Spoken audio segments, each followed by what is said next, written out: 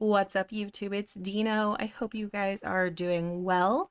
I wanted to just kind of go through a match that I had with a build that I'm trying out. I am achievement hunting right now, and I'm going for one of the secret achievements where you have to kill all 4 survivors. Now, I could just equip a Mori and go grab that, easy enough. I have over 1,000 hours in the game. You'd think I'd have this by now, but I don't like to play with Moris, so I don't have it. And I'm trying to find a little bit more like creative or challenging ways to get that achievement without a Mori offering. So I have a couple of plans here. One, I have Devour Hope, which if I can get that at 5 stacks, I can start Moriing people that way. So it's kind of a Mori that you earn. The other option is playing as the pig. You can kill survivors with your reverse bear trap, and if I kill all 4, then that counts. It could be a mixed bag. I could kill some with the reverse bear trap, and I can kill others with the Devour Hope. As long as they are killed and not sacrificed, I can get my achievement. So I'm running the add-ons rule set number 2, which makes it so that if somebody has a reverse bear trap on, they cannot see the jigsaw puzzle boxes, which are these white auras around the map, until their trap is active. And it becomes active by a generator being completed. I'm also running the purple add-on Tampered Timer.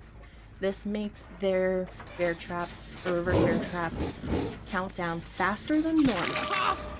And as the final piece to this, the brutal moment, I sent everybody to Racoon City Police Department because it is, I think, the biggest map in the game at this point. It is around the size of Mother's Dwelling in the Red Forest, which is already the biggest map, and I'm pretty sure it's just the size of Red Forest stacked on top of itself.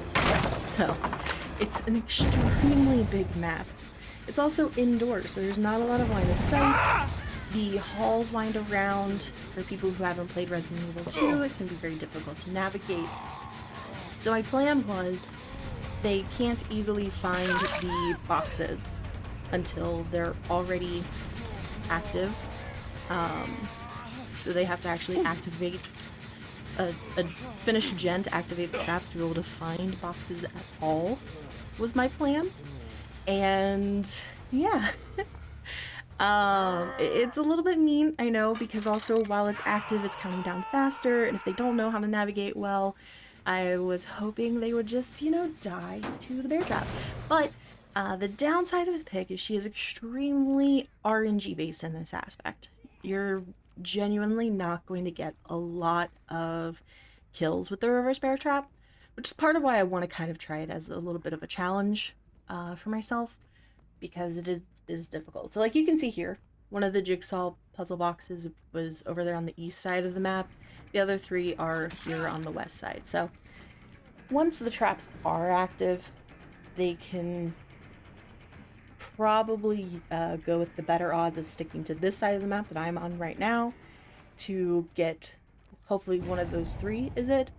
I don't know if they'd have time to make it to the 4th if it wasn't, or whatnot, but being able to have those odds in their favor versus it being more split 2 on each side of the map, that works out for them. And there's also always the risk they could get it on the very first try, so it's a risk. But that's why I did bring Devour Hope as a backup.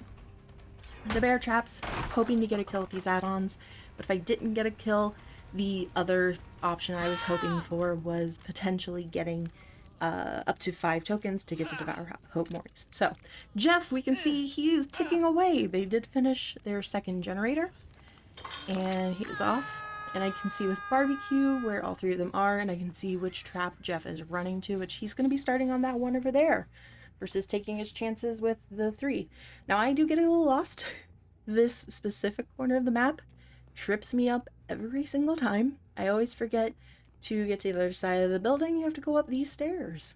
So finally made it there and heading over this way, and unfortunately Jeff just runs right into me, so I'm not gonna not take the free hit. I'm down. But since I know he checked the trap over here, I'm gonna try to keep him on this side of the building. I don't think there's any other hooks I could have made it to on this side, but I wanted to keep him over here so that it took him just a second longer to get to the other side for his trap. I have a trap on Steve, who is still on the hook, but because Jeff was first unhooked, I was too close. I didn't get a Devour Hope token, so Steve is actually my first. And I was afraid somebody would come and save Jeff, and I still wouldn't get one, but Dwight decided to just loop next to Jeff for some reason, which, my survivor friends, please never do this. Somebody is on hook, run away.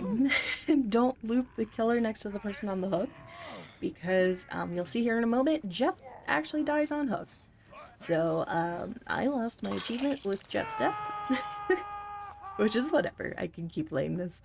But more importantly, nobody was able to come save him because Dwight brought the killer over to Jeff. So that's just a little tip that I have. Any survivors watching this, don't loop right next to the hook. Now, Steve, I heard him healing, and he did not boop. And if you don't boop, you die. So I am voicing over this, by the way, after the fact. I've already played this game. I'm not talking like while playing or anything like that. So, which I could do some stuff like that if you guys wanted to. I don't play killer a whole lot, but I wouldn't mind it. So yeah, Jeff died on his second hook, so my achievement is shot. Definitely not going to get it, but I figured I'd go ahead and just get the game over with, kill everybody, end it now, put them out of the misery of being on this map because nobody likes it. I am also curious if how many stacks of Devour Hope I can get, because another reason why I chose this map is it's very, very difficult for survivors to find totems on it. I know some of the general spawns myself. This totem is one that I may have potentially found because it was hidden under a desk, and but I know a lot of survivors can't, right?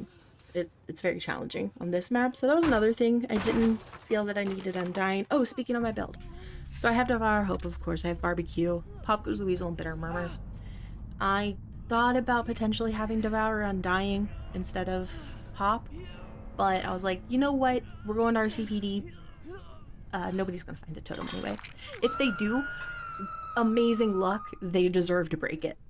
Like, I figured Devour Hope could last me pretty long on a map like this.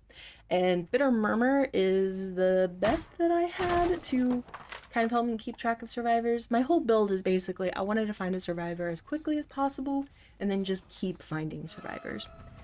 And I did well with what I had, but if I were to change anything, I would swap Bitter Murmur out for Lethal Pursuer, which I do have unlocked, but I don't have it on Pig yet. But that's the only thing that I would really change from this build.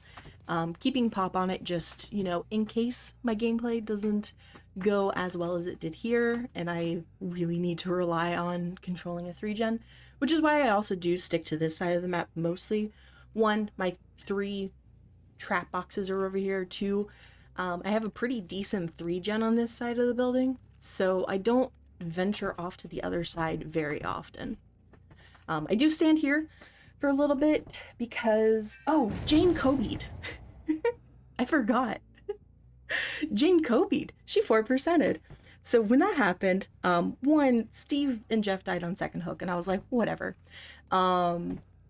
They can just, I didn't get my achievement, it's whatever.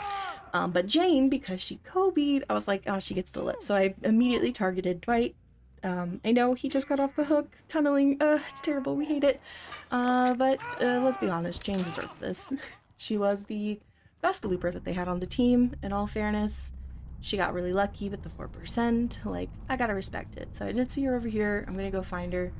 I am listening. I paused here because the hatch will sometimes spawn in this room, but I didn't hear it, so ventured off to see if I could hear it over on this side of the building and see if I could find Jane.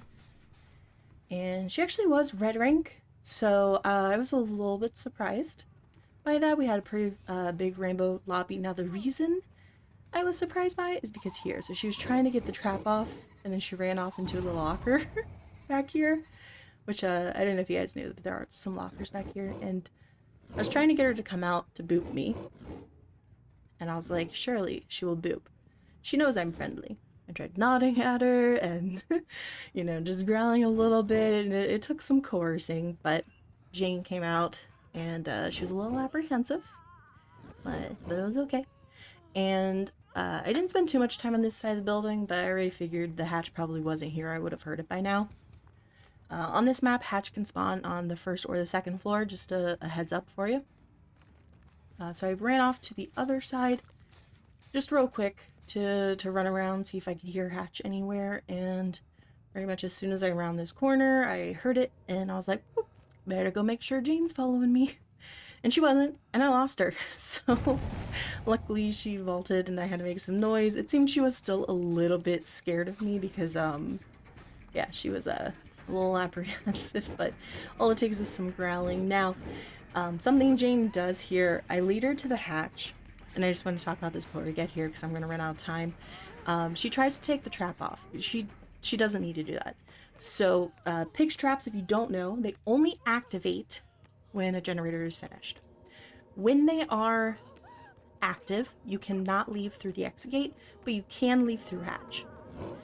Since I put Jane's on and no gens were finished, her trap wasn't active at all, so she could have left either through the hatch or through the exit gate. So keep that in mind. I didn't know why she was still trying with that. She never booped my snoot. I considered killing her, but to be honest, again, she Kobe'd. I'm already not getting my achievement. It's whatever. I'm gonna carry her to hatch and let her have her freedom and enjoy her escape. But yeah, keep that in mind with the traps. Like, you can always leave through hatch. It will always be an option. And if it's not active, you get the exit gate. So, hope you guys enjoyed this, and I'll see you later in the fog. Bye!